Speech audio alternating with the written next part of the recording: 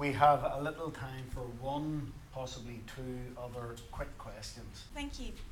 My name's Arathi Sriprakash. I'm at the Faculty of Education, and thanks for the really stimulating discussions today.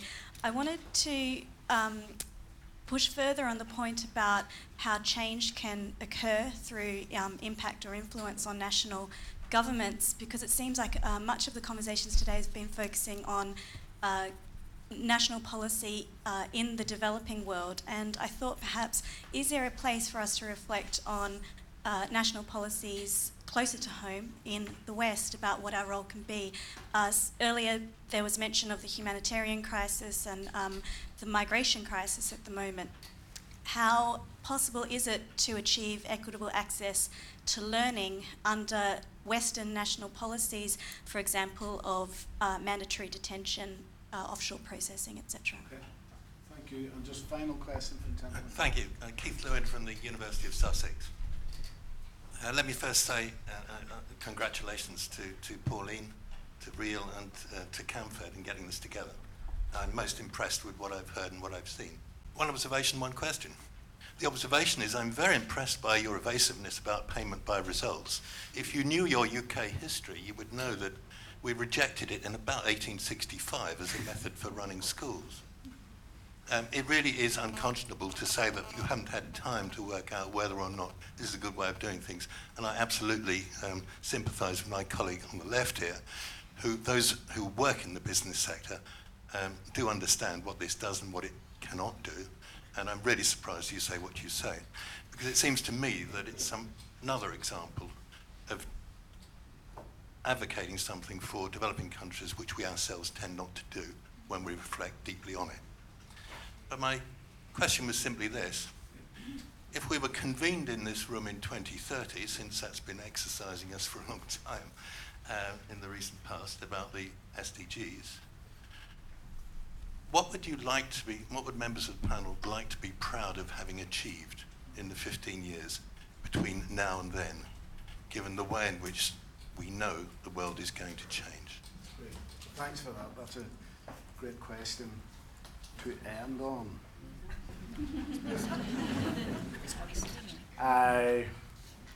Now, can I ask, have we got first mover on the panel? Fiona?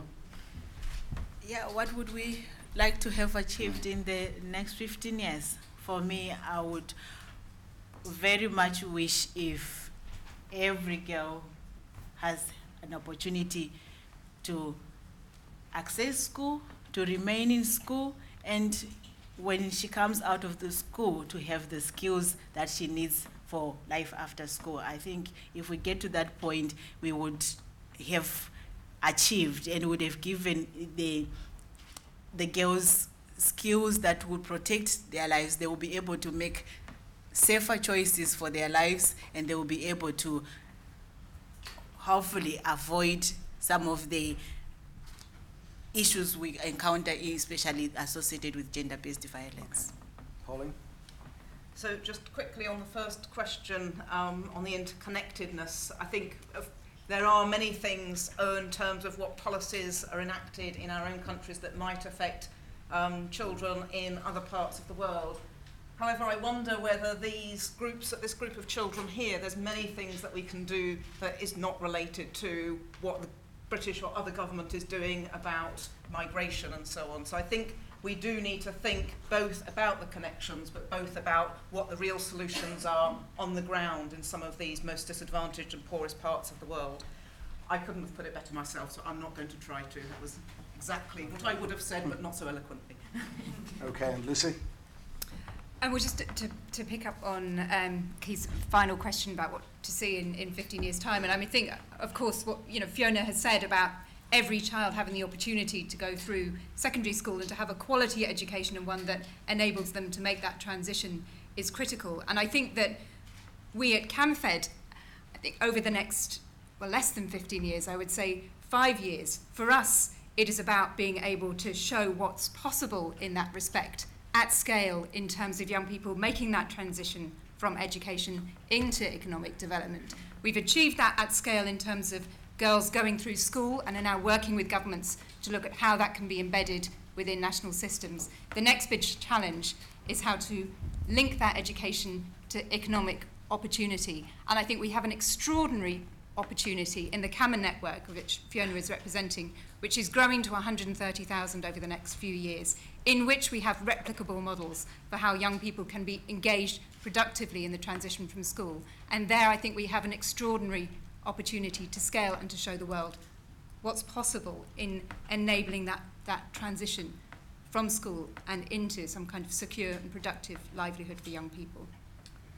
Thank you, and thank you for engaging so fully in the issues and for all of the questions. I mean, it's clear to me, as I said at the beginning, it's a very informed and well-intentioned audience, and we all have our respective roles, we all work for different organisations, we all have different points of view, but I guess we all share the same sense of common purpose in relation to the opportunity that presents itself to us in the challenge of girls' education. I guess we must walk away from here and do what we can do in our respective roles to seize that opportunity. So thank you very much, and thank you to each of our panel members, and I'm sure they won't mind if we showed our appreciation to them in the usual way.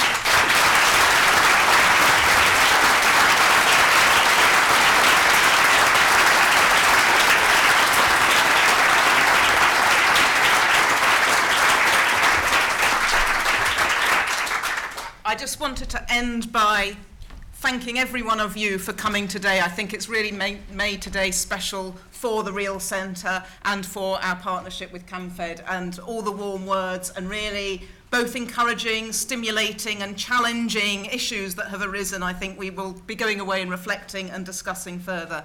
I want to give particular thanks to our speakers. Julia Gillard is hardly off an aeroplane, has been whisked to a meeting this morning with the First Lady, and we whisked her up to Cambridge, and she spoke so eloquently you wouldn't have known that that was all going on.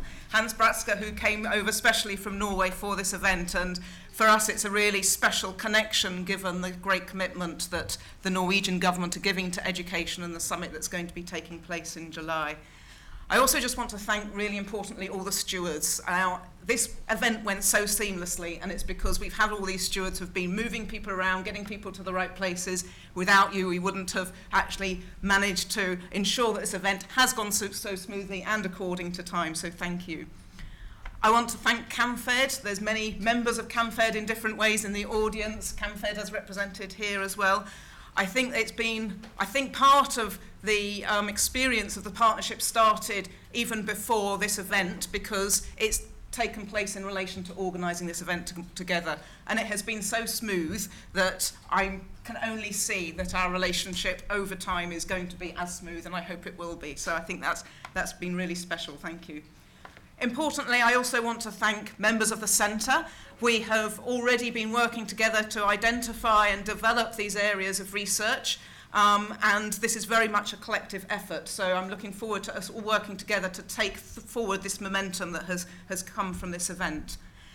And within the Centre is part of a bigger faculty of education, and the support that we've had from our head of faculty and from all of our colleagues has been hugely important as well. And we heard at the start the Vice-Chancellor. We have got the support from the highest level in the university. He is, as he told us, watching us, so I feel that we have an obligation to deliver, and hopefully we will do him proud. In addition, again, one of the things that goes on in the background and is invisible but hugely important is the AV and IT. Now, you might think in a university of this kind, it's all very smooth and we're in a world of technology, but actually a lot of work goes into this to make sure it works properly. So I really want to thank colleagues who have really done so much to make this happen. Finally, I'm not going to name that many people, but I just wanted to name 3 people who were particularly special to making this event work. One, it's Anka from CAMFED. Another is Alison from the Real Centre, and another is a person who isn't here but has been working behind the scenes to make sure that we were all here and Julia was here, and that's Bruce, who is back in Australia. And he has been sort of engaging with us and making sure everything happens. So I think just on that, I hope I've thanked everyone I meant to thank.